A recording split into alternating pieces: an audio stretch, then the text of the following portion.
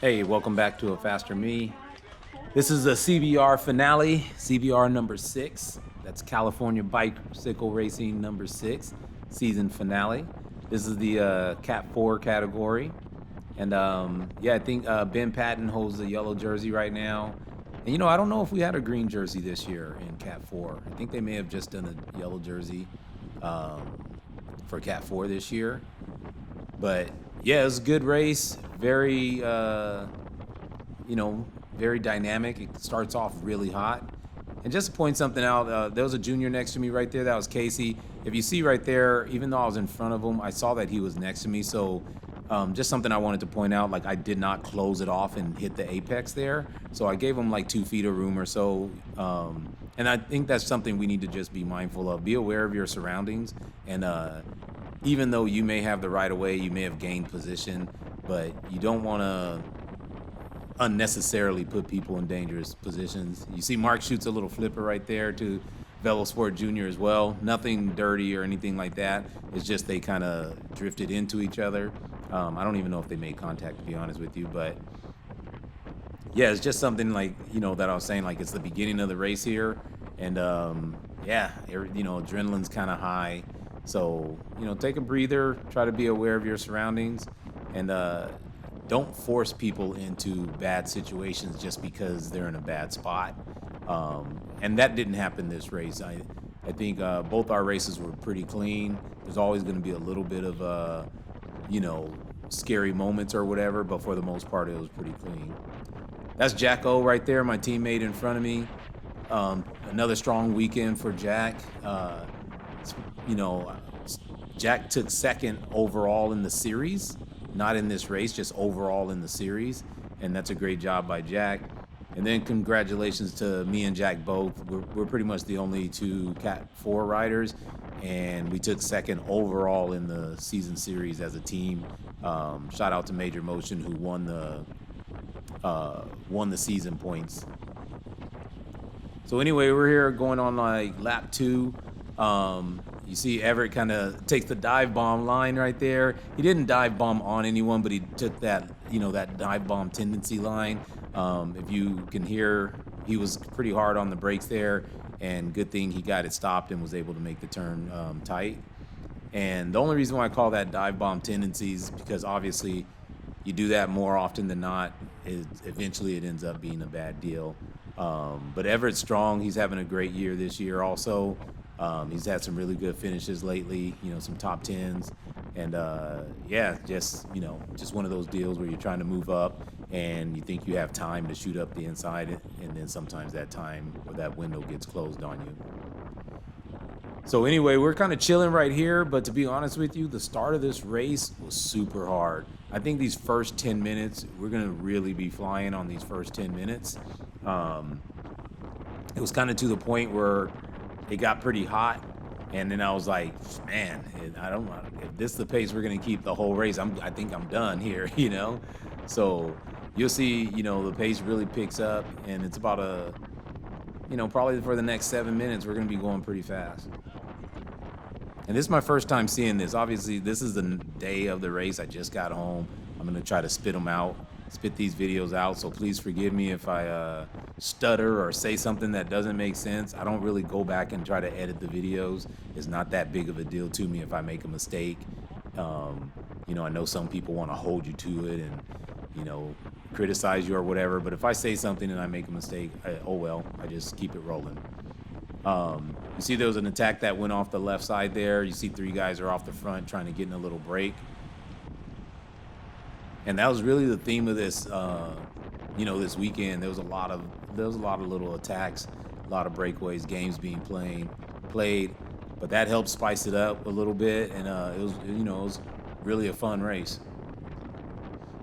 We got Montgomery right there to my right. Chico Smalos is coming backwards a little bit, so we kind of try to shoot by him a little bit just to keep our momentum.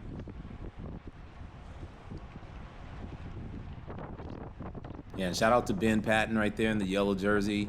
Obviously Ben is in the yellow, so he's holding the points lead for the season. I let the Boost Jr. come and steal my wheel right there. He's really strong also. He's been in our races for a while and does a good job also.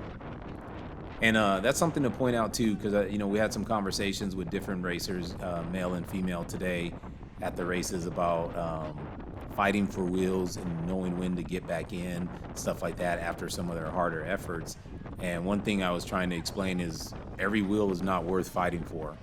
Um, like in this situation where we're kind of, we're going pretty fast here. It's not breakneck yet, but we're going pretty fast. The tempo's good, and I don't really need to fight too much for wheels here. I basically just want to stay protected, stay calm. When it's going fast, you don't really need to move up too much.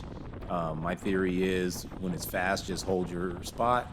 When it's slow, you take your time to move up without using as much energy. So honestly, if I'm in 19th or 20th right here, it's not that big of a deal. The more important thing is when it's high speed like this, kind of stay out of the wind and protect yourself. So Pascal shoots up the right side right there with a pretty good attack. Everett pulled a Marlena and he started yelling left side, but they were on his right. So Marlena's probably going to hate me for saying that, but sometimes when you're in the moment, you just spit out whatever comes to mind. Everybody kind of knows what you're talking about anyway, and it doesn't really matter if you're kind of right or wrong on left and right side.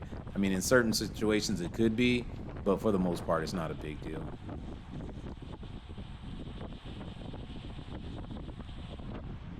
So as you can see, there's still a little break up the road here. And, we talked about it last week with the Barry Wolf crits, but everybody's kind of, everybody's like paying attention now. After Barry Wolf and 2 breakaways staying away, everybody's paying attention, and we were a little bit more motivated today. As you can see, there's a lot of surging. Everyone's trying to kind of keep the breakaways from really getting away. It's not really as smooth as it is in like the higher categories, but it's still an effort, and people are still putting in digs trying to keep the pace hot. Also, if you look at my heart rate is accurate today. It was accurate last week, but I had medication that kept it a little bit lower. So now I do not have the medication this week. Honestly, my legs felt pretty good. I felt pretty strong, but yeah, that's my true heart rate right there. So when I'm in last week, it was basically stuck. I couldn't go above 180, and you'll see this weekend I'm back into my regular heart rate and get into the 190, stuff like that. So here I just follow wheel up a little bit. Like I said, the pace is pretty hot, and you can see there's like small gaps opening up there. So this is a situation where you don't really want to get caught out. Like I said, you don't really want to try to move up too much when it's really hot pace, just because you got to put so much effort into moving up. But you just kind of want to hold your position and then move up wherever you can. As I say, hold your position. I lost a position, but honestly, it's not a big deal because I'm still on the same wheel that I was on wheel, and the Engine 11 rider actually moved up from the outside. Will goes pretty hard there to move up some spots, and in hindsight, I should have followed him. At the time, I thought I needed a little breather, so I just was going to slot in. But then when the PRT rider came by too, I figured, yeah, I'm not going to let 2 wheels go by. I'll go ahead and jump on it. You see Big Orange is struggling a little bit here. So all 3 of us are going to try to get around them as fast as we can. Like I said, the pace is pretty hot, so you definitely don't want to get caught in like a split of the Peloton. Because if it's a big group off the front, it's really easy for a bigger group to stay away.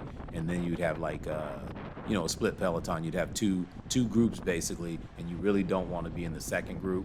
As you can see up the road right here, it's like really stretched out. And like I said, some gaps are opening. So now there's a little bit more sense of urgency.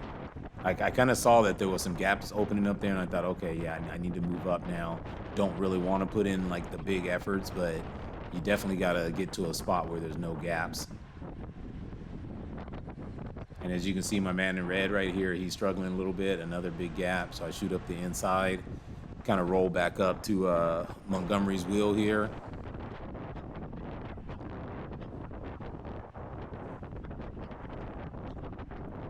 Yeah, like I said, you don't want to be caught on the wrong side of two Pelotons. So I think we're all back together now for a second. As you can tell too, once we get all back together, look, we're down to 24 miles per hour. Everybody kind of wants a breather. My heart rate was at 182, which is still okay for me. It's not that high, honestly. My threshold is like in the 170s, so it's really not that bad for me. It's a little bit of VO2, but it's no big deal. Still got a good 15 beats in hand at that point. And like I said, I was feeling pretty strong today. I'm just really not still in the greatest fitness. And it's not like I'm going to be in such much better fitness from the week before. So it's gonna be the same thing. Fitness takes time, unfortunately. Here, I didn't know if a gap was opening or not, so I just come on the inside of Montgomery. I let him know that I'm there. He, of course, acknowledged, and then I just shoot up the inside and kind of roll up to Greg's wheel here.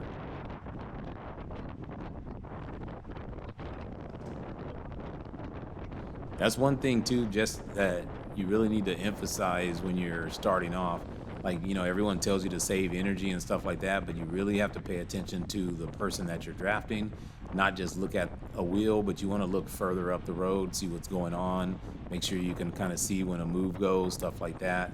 But you definitely need to really pay attention to who you're drafting. If that person is struggling, you got to get around them and, get to a better wheel or a better position. And I definitely hear that happen a lot, not only the people that I coach, but a lot of people that are like in Cat 5, stuff like that. They'll say, I'm fine. I was doing fine. I was just sitting in. And then I looked up and there was a gap and I tried to close the gap. And, then I just kind of blew up. And that's one of the things that happens. Excuse me. It's not the rider's fault in front of you. That rider's doing all they can. And if they blow up, you got to be able to recognize that they're struggling a little bit and get around them.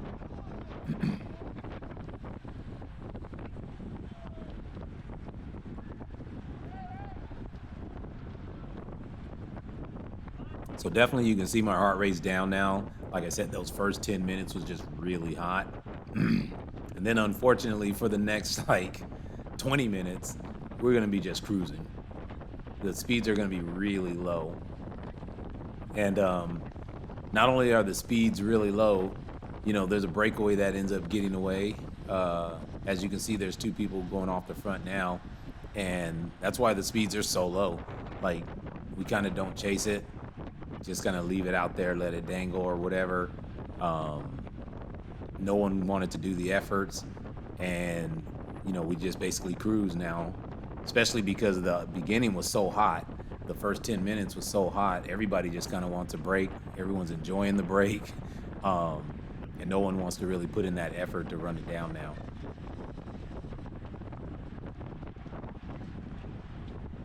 And you see the guys from Big Orange kind of sitting up there too. I don't know if this is the one that they have a teammate in the break. So, again, if someone has a teammate in the break and you see their team sitting on the front, they're not going to chase. And you just got to realize that if you want to bring it back. If not, you wait long enough and everybody's just, racing for third place at that point. But right here, we're still kind of chilling. You can still see them. They're not too far up the road or whatever, but just there definitely is no motivation at this point for the group to run it down.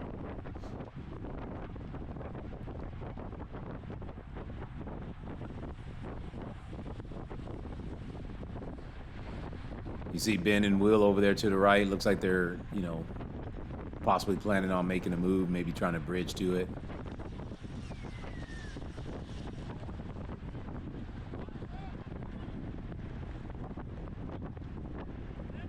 So another thing too with the course this year,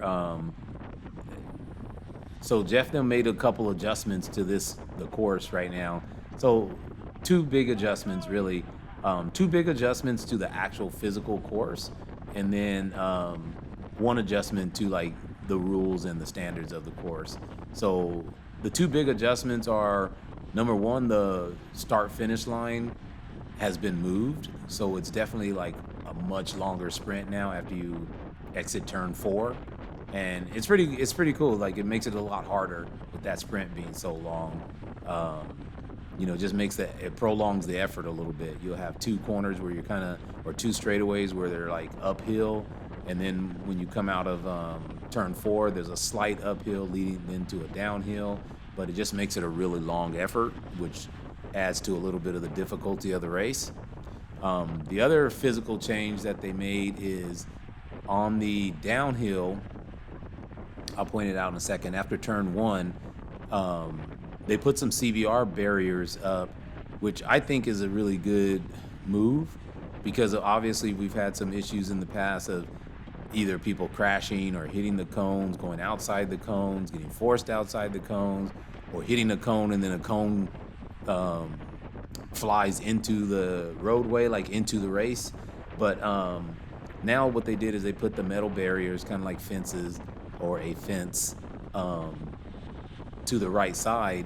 And what that does is it allows the racers to be able to see the fence a little easier, to know that the cones are coming up. Because believe it or not, in our defense of all the racers out here, if you look at my angle right now, like, I can't see cones in front of me.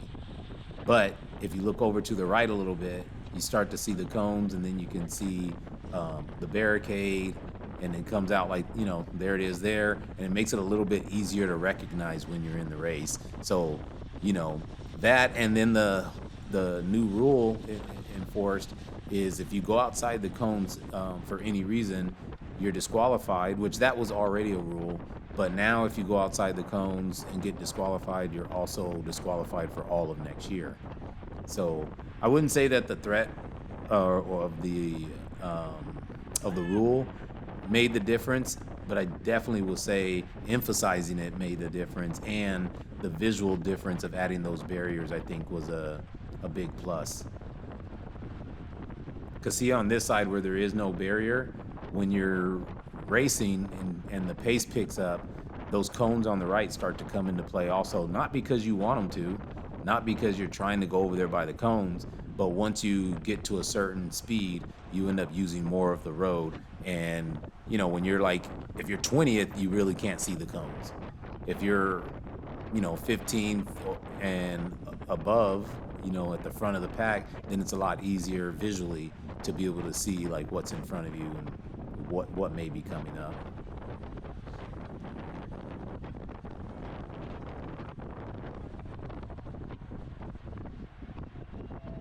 So once again, there's a Mateo right there in the black white with the little orange on his back.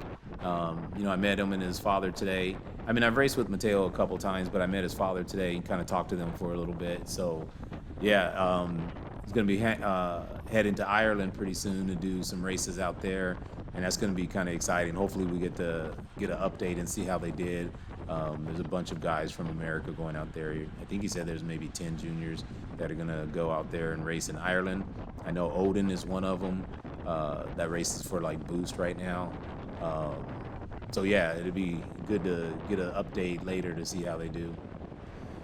So here the pace is still super slow. As you can see, we're only doing 22 miles per hour. Like this is not even group ride pace, because group rides are usually faster than this. This is that coffee ride pace. But I did take an opportunity, like I said, when it's slow, to kind of move up to the front here. Again, I can't really do much about breakaways. I'm just not fit enough right now for that. So it's one thing to be able to recognize all the strategies and see what's going on. It's another thing to be able to physically do something about it. So for me, I got to kind of be smart and just kind of stick to the strategy. And that honestly right there was probably the worst turn I've ever seen. We, as a group, just going the long way around the course right now for no reason. But, that's what happens sometimes when it gets real slow like this. Nobody's really dialed in, and there's no real benefit to taking optimal lines other than just shortening the course. So I see Lance trying to squeeze into a really tight spot there, which he makes it and kind of parts the sea a little bit. I think the Velosport guy probably should back off a little bit right there. He kind of tried to squeeze in between two people during the turn. And, I wouldn't recommend that. I'm not saying it was dangerous or anything like that. But if someone just slightly moves off their line, you had your front wheel in a kind of vulnerable spot there. So, rule number one is protect your front wheel. And it's kind of hard to do, if you stick it in there, it's kind of somewhere it shouldn't be for the most part.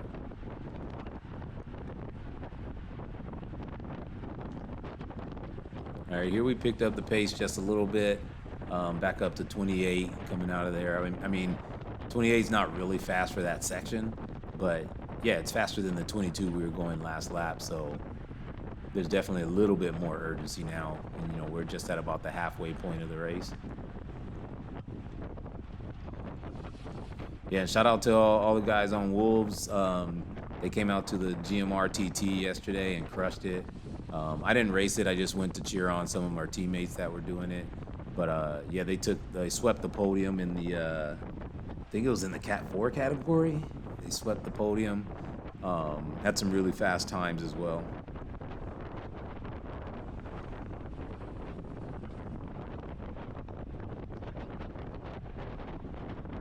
Wasn't sure what they were doing either. Like a couple guys from Wolves had different kits on.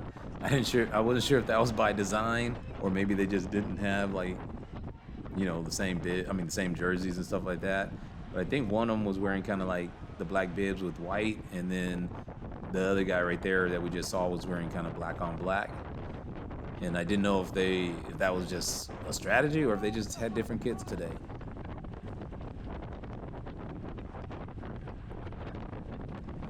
So another thing too, just shout out to the whole group, is this race was taken a lot better. Honestly, right there, I took that poorly, only because I separated and I hit an early apex there. I mean, it was no big deal or anything, but I hit an early apex, and that's kind of like not the desired line for the most part. See the attack going off left there? I was in perfect position to go at that attack, but like I said, that's not really me, and I'm not fit right now, so it doesn't make sense for me to go with that move at this point. We're only halfway through the race. I'm not trying to stay away or anything, so it's better for me to just sit here. A little bit of dive bombing going on the left side right there, and I believe I heard 2 bikes hit, but nobody went down. As far as I know, everyone stayed up. But, again, we're at the halfway point. Nothing's really going on right now. So just, my 2 cents is kind of stay calm and pick and choose when it's worth taking a risk, because like right now it's not worth taking a risk at all.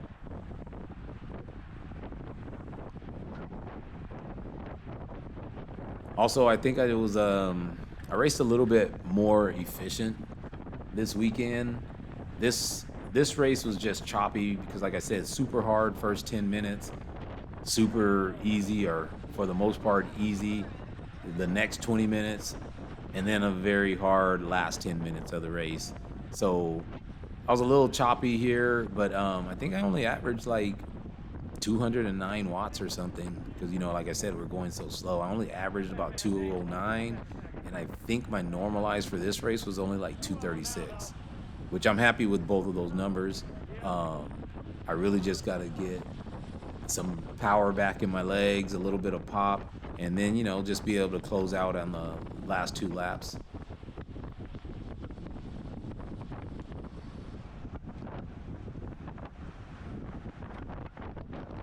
So again, here you see we're up, we got the pace up a little bit. I don't know if that brake is still off the front. That's the problem, like 2 problems. 1, from being further back. 2, when you edit videos, the screen is real small that I'm looking at right now, only when I'm in this edit mode. So yeah, it's kind of hard sometimes for me to see what's going on up the road. But yeah, I think the brake is still off the front right now. Maybe 2 guys still off the front.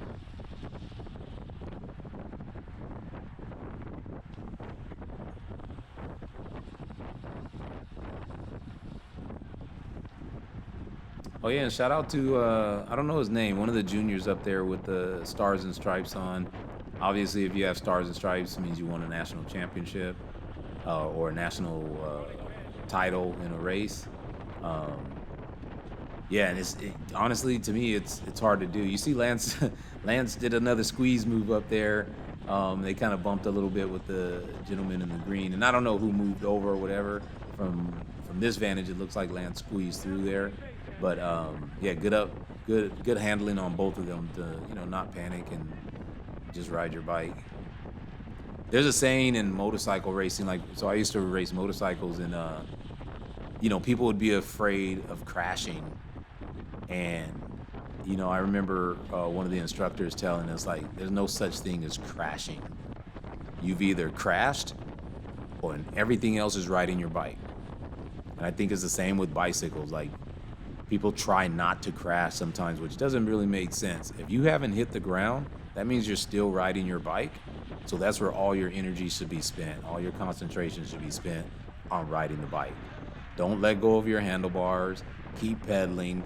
Keep looking for a safe exit, whenever there's a situation. But a lot of people are thinking so much about a crash. Whenever there's a scary situation, they're trying to bail off the bike, and until you hit the ground, you're still riding your bike. So that's where all your concentration should be. Just my 2 cents, little crossover from the motorcycle days.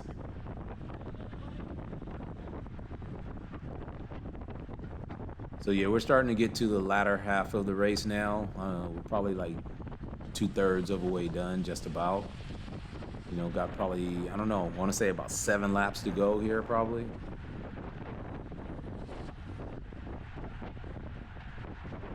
That's the thing too. If you notice there, that was my mistake. I was on Lance's wheel, but I slacked off of it a little bit.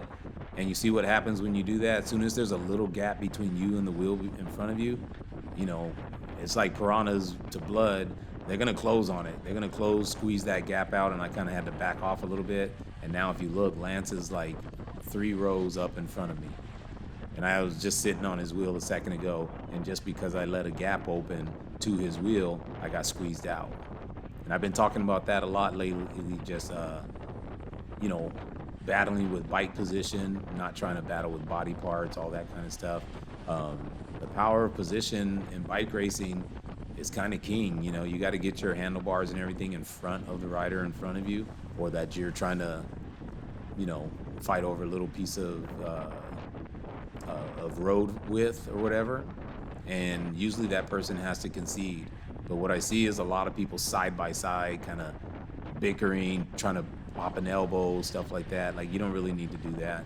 You really just need to get better bike position on that rider, and they're kind of forced to back off at that point unless they want to expose their front wheel.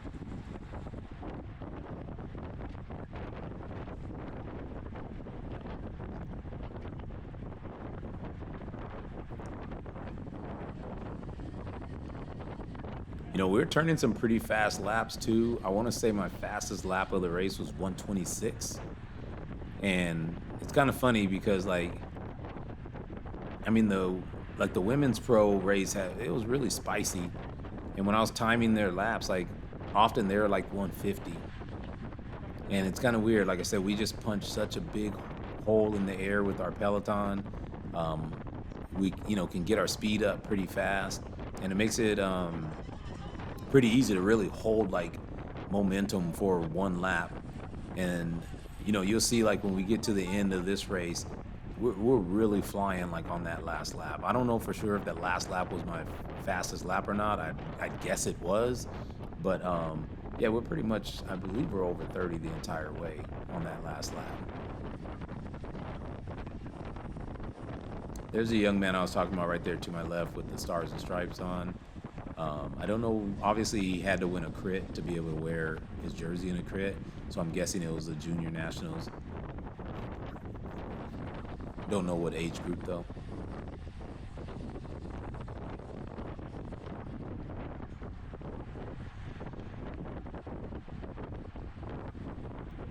So again, we're down to 23, 24 miles per hour.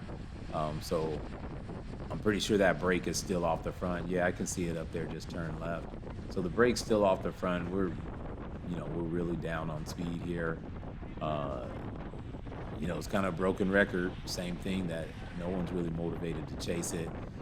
If you have a friend, if you see the big orange guys are up there and a big orange rider's off the front, that's just kind of what happened. Big orange ain't gonna chase, And I can't complain about it because I'm not going to chase either.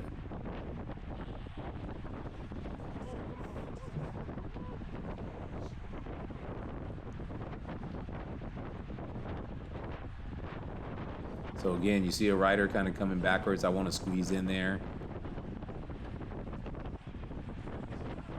Still going to try to move up a little bit and squeeze through like I did here. We're probably down. I didn't see if there was a lap timer or not yet, but we're down to probably 6 laps, maybe 5 laps now. And when it's 5 to go, you know, unfortunately, if you're where I'm at right now, 5 to go, you kind of put yourself in the hole a little bit. It's not a panic spot or anything. You still got time, but 5 to go, you definitely do not want to be going backwards anymore. There's no more going backwards with 5 to go. Everything has to be forward or at least holding your position. If you lose a spot, you need to try to gain it back.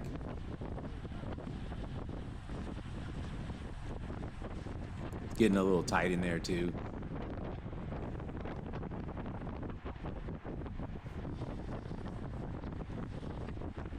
So here, you know, my mindset now is just thinking like, where can I move up? Where can I move up without blowing up?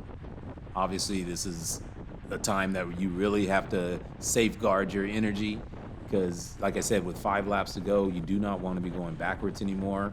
But at the same time, you don't want to use a large amount of energy to where you won't have energy on the last lap.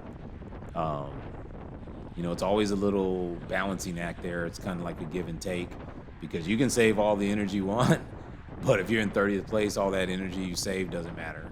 So you definitely have to put in the work, you know, ride the right wheels, make the right decision, and just kind of read the flow of the Peloton, read the flow of the race, and always try to look like where's the stream, where's the water flowing at. If it's flowing to the right, I kind of want to follow the right. You always want to follow like whatever's going forward. And this is where you pick out some riders also. You try to look at who's there every week. Which rider is there every week, you know, getting a decent finish. So if you have an opportunity to get on one of those wheels in the last few laps, you know, take it. And of course, everybody wants those same wheels.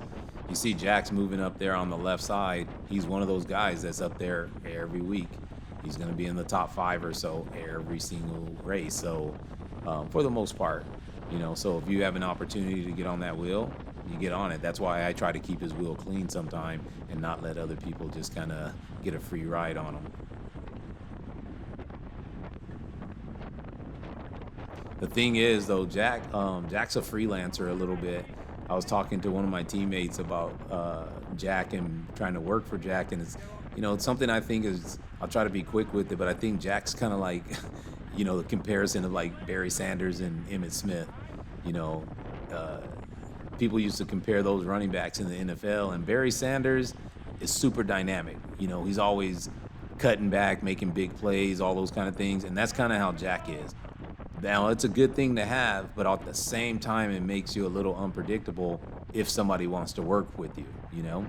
And then you got Emmitt Smith, who no matter what, he's Mr. Reliable. Like, you know where he's going to be.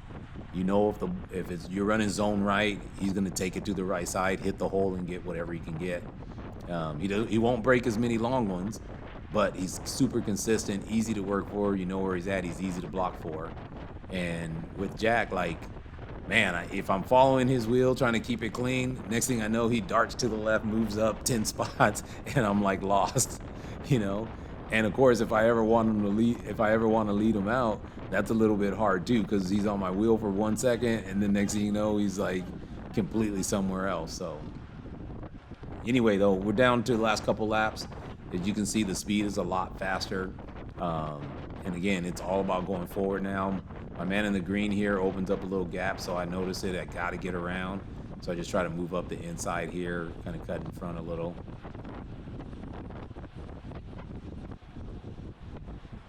Again, try to make up some spots here. So I try to shoot up the inside, get my momentum. I'm going to go by Mateo right there. I'll follow the junior here. Guy in red gets pushed towards me a little bit, and then everybody at the front slows down. So there it goes. Big red attacks. Like I said, we were down to Big Orange, I'm sorry, attacks. We were down to 21 miles per hour on that little hill. And anytime you're going that slow, somebody's going to take a flyer. And like I said, now we only have a couple laps to go. Maybe at, yeah, we might be at 2.5, 3 laps. I think we're going into 2 laps to go after this. Maybe 3. But yeah, I think it's 2. I tell Big Orange I was on his left right there, but at the same time, I was like, nah, that's getting too close. So then I just told him, go ahead and take it. And I backed off purposely. Like I said, everything's not worth fighting for. Sometimes it's better to just make it through the turn safely. Everybody gets to go home. And as you see, I'm still not in like a horrible position. I'm not in a great position, but I'm not in a horrible position. So it was no reason for me to, chance that right there of shooting up the inside of him. And as you can see, there's gaps open, so I kind of follow that gap, shoot up here next to Jack. I was trying to get to his wheel again. I think what I do, though, is on this downhill here, because I was going to lead Jack out. Like I said, I don't have the fitness and stuff right now. So I pull up next to Jack, and I ask him, I'm like, hey, how you feeling? Because I'm going to work for him here. And he kind of didn't respond, And when he didn't respond, I thought he was gassed. I look right there. That's when I asked him, how you feeling? And he didn't respond, so I thought he was, like, tired. I thought, like, maybe he didn't have it. Because I know he came into this race, with a lot of miles and said his legs were kind of sore. But then I see him shoot up the inside here and takes off, and I'm just like, all right, so I guess maybe you might have it. I don't know. Trying to get back up there, but I get squeezed out a little bit. And this is definitely, I think we're going to be going into the last lap here. There goes another flyer there. Like I said, anytime you're down in the low 20s, someone's going to take a shot at it. Someone's going to take a shot. You see Greg carrying some momentum going up. He's obviously trying not to lose any more positions as well. I told PRT to scoot up a little bit there, and he did, so thank you, brother. Yeah, it's just because, like, it was nothing he was doing wrong or anything like that. It's just like we got to stay tight at this point. And if there's little gaps, like as soon as the surge comes, you're separated. All right, so here we go. I believe we're going into the last lap right here. As you can see, the pace is hot. I think, I don't know if it was Will or Ben. I think one of them set this one off here because the guys are still off the front. So they knew it was coming down to a 1-lap sprint. So unfortunately here, you got to go. And you can see we're at 31 miles per hour there. So here I'm telling this rider here to just move over slightly to his left, but I don't know if he knew what I was telling him or if he thought I was trying to take his position or something, because I was basically telling him, hey, just slide left slightly and we're both in the draft here, like no big deal. But yeah, he didn't want to do it, which is fine, no big deal. And he may not have understood what I was saying anyway. So, but yeah, we're still a little bit of ways. Obviously, we got a lot of room to make up. I think I'm sitting about 10th wheel here, something like that. And you can see, like, we're flying, Lance found out it was the last lap because he thought we had 1 to go, so he shoots out up the outside. But honestly, I'm kind of blowing up. You look at my heart, I'm almost hitting 190 now. We're still doing over 30 miles per hour. Still got over 400, 500 watts going. And yeah, I'm just dying. So definitely blowing up here. Making up some ground though, but just really don't have anything left in me.